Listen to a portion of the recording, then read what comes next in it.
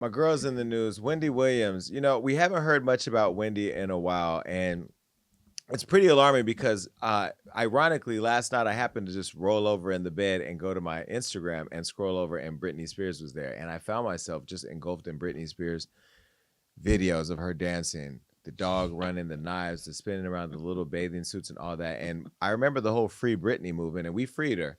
And there are times where we go and look at that Instagram and go, maybe we should put her back wherever she was at, because we don't really know what we don't know at the time when Britney was under care. We just knew that we couldn't get to her. Like right now, we know we can't get to Wendy. Well, we haven't heard much about Wendy Williams in a while, but now her guardian shares this heartbreaking reason why. Now, according to court documents obtained by the son, Wendy, who was diagnosed with primary progressive aphasia and frontal temporal dementia last year, is now permanently incapacitated. Now, we first learned about her cognitive issues in 2022 when Wells Fargo claimed they took a claim that she was no longer going to have access to her account and froze her bank accounts, claiming that she wasn't mentally able to manage her own finances. Then Wendy's health allegedly, I'm going to just say it in Allegedly. her voice, took a nosedive, and things got complicated, leading to a court appointing Sabrina Morrissey as Wendy's guardian, and the legendary host being pulled from family and shipped off to a wellness facility, and none of us have been able to see her. Now, those of you that know my relationship with Wendy, you know that I would go to her home. She would come out here. We'd go on yachts together. We were friends and friendly and talked almost every other day, went on her show regularly. And then all of a sudden, out the blue, she was gone. So it's been a very weird experience for people like me who were close to her, because we really don't understand. And then when we talk to the family, because I do have access to them, they then can't talk about anything because of legal reasons.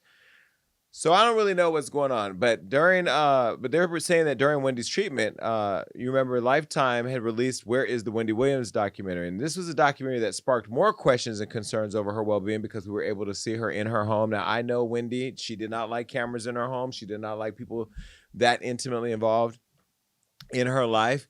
We saw her son, we saw Trav, her nephew, we saw Alex, her niece, we saw Black China. We were able to peek a little bit more into Wendy's life. We saw her without her wig, which Wendy don't take her wig off like that for people to see. So it was really interesting watching that the publicist that wanted to drive her to the Oscars, she was going to take Wendy to the Oscars. Wendy don't even care to be in the Oscars like that. Well, Wendy's guardian, Sabrina, filed a restraining order to stop the documentary before it had come out, but that failed. So after it aired, she sued Lifetime, claiming that they humiliated and exploited Wendy.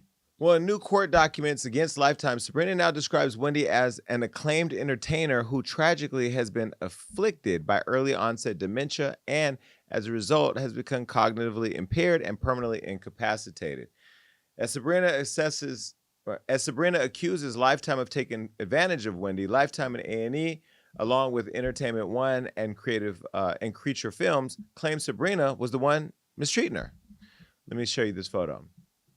Here she said, the guardianship isolated Wendy from her family, left her largely alone and unattended in her apartment, exacerbated her self-destructive behavior and mental decline, and failed to prevent her use and or abuse of alcohol. Thus, it appears that Morrissey is misusing her position as a guardian of Wendy to silence criticism of her controversial and failed administration of Wendy's guardianship. Wendy's own family members also saw the documentary before it aired in early February 2024. They approved its content and supported its release, and several gave press interviews to promote it. Well, listen, that is true. And listen, I was around when I saw Wendy in her private moments. What I will say is Wendy didn't do drugs, but Wendy did drink a lot.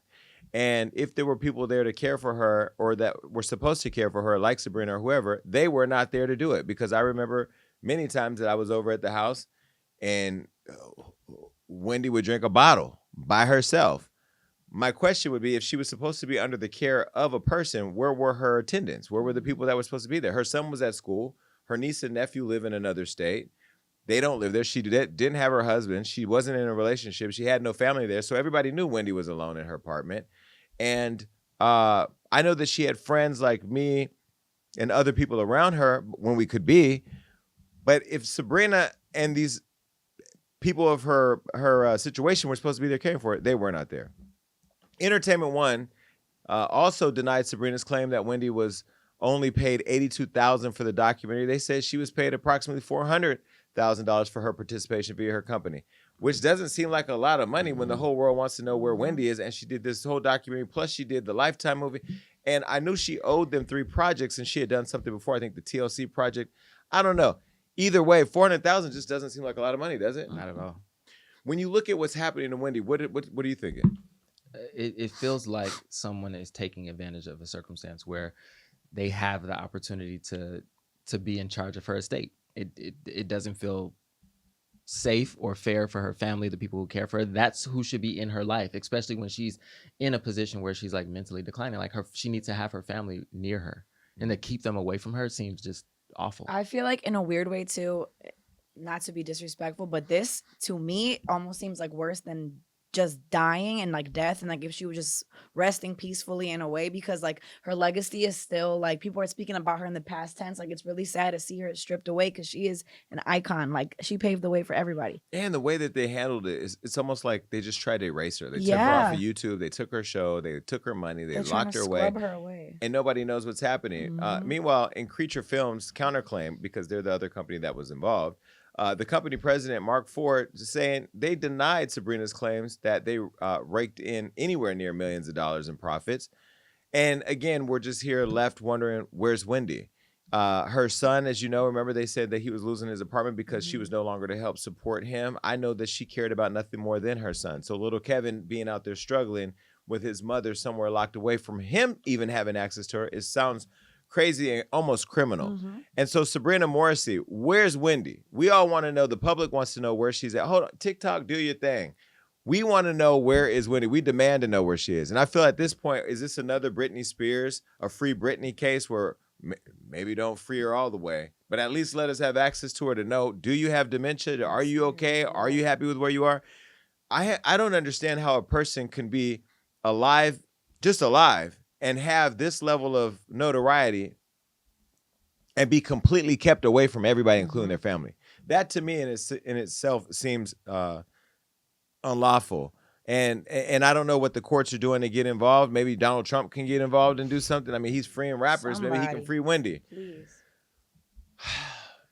And then I wondered, when I heard that she had dementia, you know, one of the things I wondered was like, will she remember me? You know, because I didn't really get to say bye. I didn't really get to have that conversation with her. The last time we talked was when she had called me to say she got married to a guy. And then the guy that was her manager was a jeweler who then was managing a podcast she was supposed to roll out. Remember they did that whole, I mean, everything has just seemed so crazy.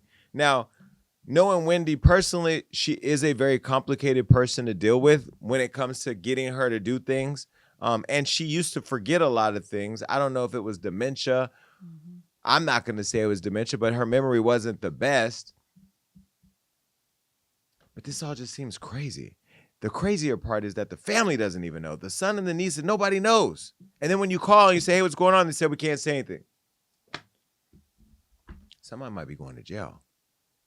And by the way, don't you wish Wendy was here to talk about the whole Diddy situation? Who would have covered it better than her? Because she'd been covering it from the beginning. Remember when they was trying to kill...